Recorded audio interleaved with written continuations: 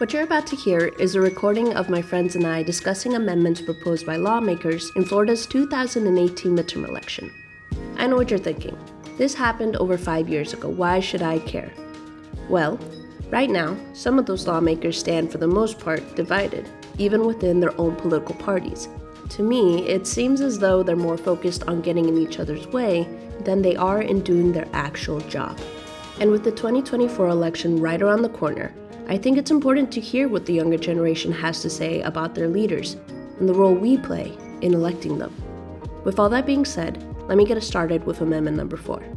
The proposal, which continues to be a point of controversy today, asks voters to decide on whether or not felons should be allowed to vote after they serve their time. Listen to how it reads. This amendment restores the voting rights of Floridians with felony convictions after they complete all terms of their sentence, including parole or probation.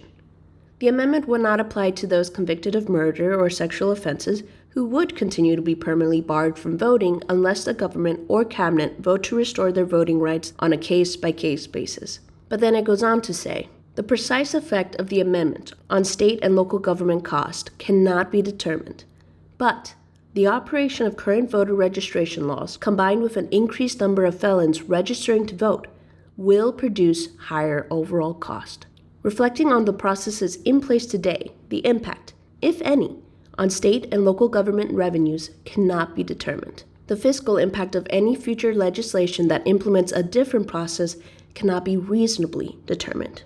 The cost of this amendment should be irrelevant because we're voting on whether or not we want felons to be able to vote or not after they've served their time. This is Charlie. He studied environmental science policy at the University of South Florida.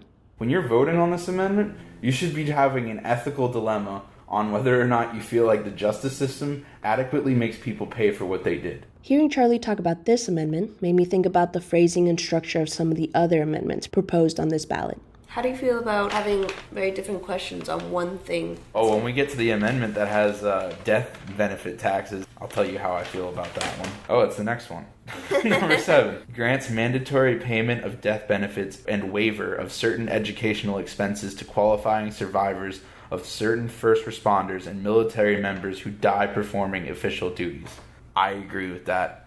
I feel like that's something you could really get a lot of people to agree with it. But here's the next thing. Requires supermajority votes by university trustees and state university system board of governors to raise or impose all legislatively authorized fees if law requires approval by these bodies.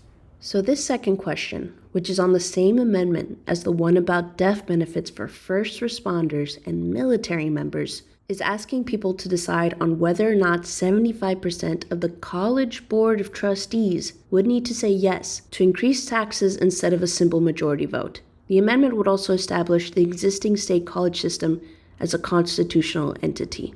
Well, isn't that kind of good for college students? I asked Charlie. Oh, when you think about it in the short term, it's great for college students.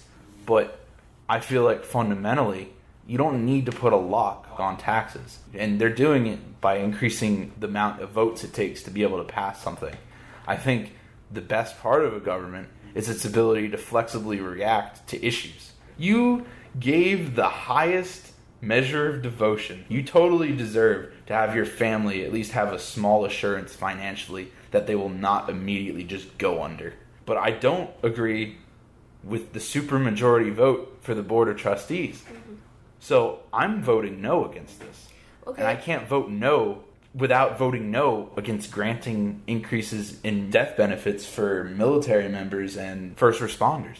Amendment number 11. This is regarding a law that was in place at the time which prohibited people from another country ineligible for citizenship from owning, inheriting, or disposing of any property. It reads like this. Removes discriminatory language related to real property rights. Removes obsolete language repealed by voters. Deletes provisions. A pretty straightforward question, right? Well, just like some of the other amendments on this ballot, the proposal is asking you to vote on more than one thing. Here's the second question.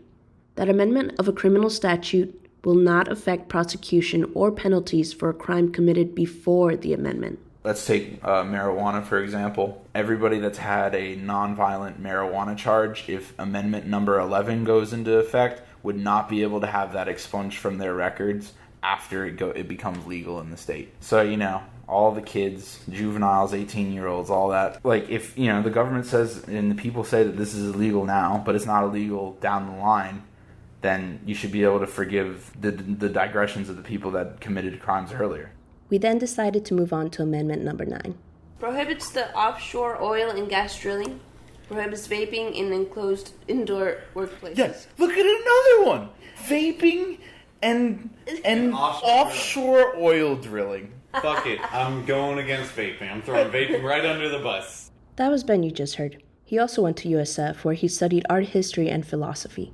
We're reading through these amendments. These are our elected officials representing our interests, and this is how they're grouping things together. And just, if anybody's not aware right now, I'm not kidding you, like, at the deepest levels of, like, the Gulf of Mexico, there is entire fields of oil just on the bottom of the ocean. Offshore drilling, that's a no for me, dog. Yeah, I'm gonna go ahead and say, sorry, dog, I'm gonna take away that vape right. Number 12 expands current restrictions on lobbying for compensation by former public officers, creates restrictions on lobbying for compensation by serving public officers and former justices and judges, provides exceptions. Prohibits abuse of public position by public officers and employee to obtain a personal benefit. So this just says anti-corruptions with exceptions. If you're enacting an anti-corruption rule, it needs to be sweeping. Why do we need to have exceptions in it? What are those exceptions? We wouldn't be able to tell you what those exceptions are, but we did notice this. If we were to vote yes on this amendment, it means potentially voting yes on allowing corruption within our government. And when people are required to vote on amendments that ask multiple questions, like in number 9, which is about offshore oil drilling and vaping, they're put in a situation where they have to decide on which issue they think is more important. And I don't think that's fair.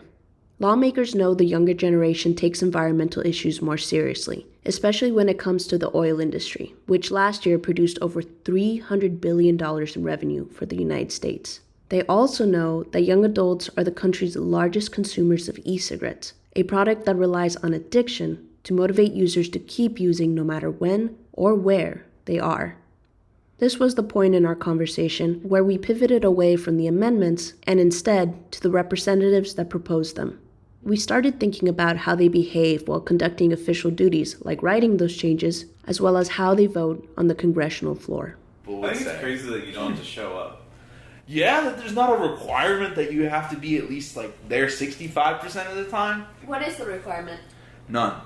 That's how Marco Rubio can show up less than half the time. Democrats are bad at that too. There's videos of just congressional people reaching over to their absent buddy and voting that they're for or against something. I then asked them why they thought American citizens weren't being effective voters.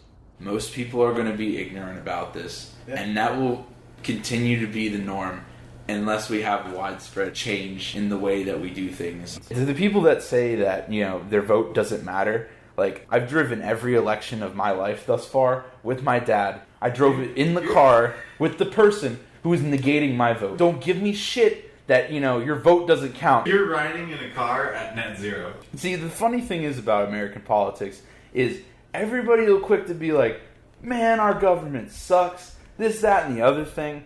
But we're the ones who put him in office, and less than 50% of us show up to do it. I feel like the worst part about this current system is the pessimism surrounding it. People need to be optimistic about their power to vote. RTV, rock the fucking vote. If you don't, if you feel like nothing can happen, you're damn right. As the conversation began to come to a close, I realized the feelings we had at the start of the discussion, that of disappointment towards our elected officials, and the at times confusing and misleading laws they propose, only intensified. That's when I asked them how they felt now about their vote making an actual difference. The system is fucking confusing and aggravating, and your vote's not worth as much as you think it is, and the people that go up to represent you don't represent you. So at what point do you finally call pessimism realism? What I mean is the pessimism about the effective change. Oh, bro, if enough people came out in That's America, oh, bro, we got hella potential. We got all the potential in the world, but potential always goes to waste if you never fucking use it. Exactly. Because if we haven't realize something fundamental about the way that we vote and how this affects us and how the world is affected by our actions. Dude, especially with the fact that the next 15 years are the most important for addressing climate issues, which are going to ripple effect through economies, standards of living, anything and everything. I feel like we're 20 years behind in something that needs to be addressed in the next 15. But maybe that's also a contributor to this melancholy pessimism. And maybe that's another reason why people don't vote. And they might not care because they're not informed. But there's so many reasons why you can say why this, why that. And they all play a huge role. To us, it seemed like some of these laws were meant to benefit lawmakers more than they were meant to benefit the over 21 million Floridians and over 300 million Americans that live here. Right now, we're struggling to take care of this country in the way it needs to be taken care of. That's why, as US citizens, part of arguably the most powerful nation in the world, must hold ourselves accountable over how we decide to run this country and set into stone our laws. We forget something really important about the United States. We own it. It's ours. We hire people to take care of us and represent our needs. And if most Americans have the ability to pick the ones they think will honor the job, as well as the responsibilities that come with that position of power, why don't we?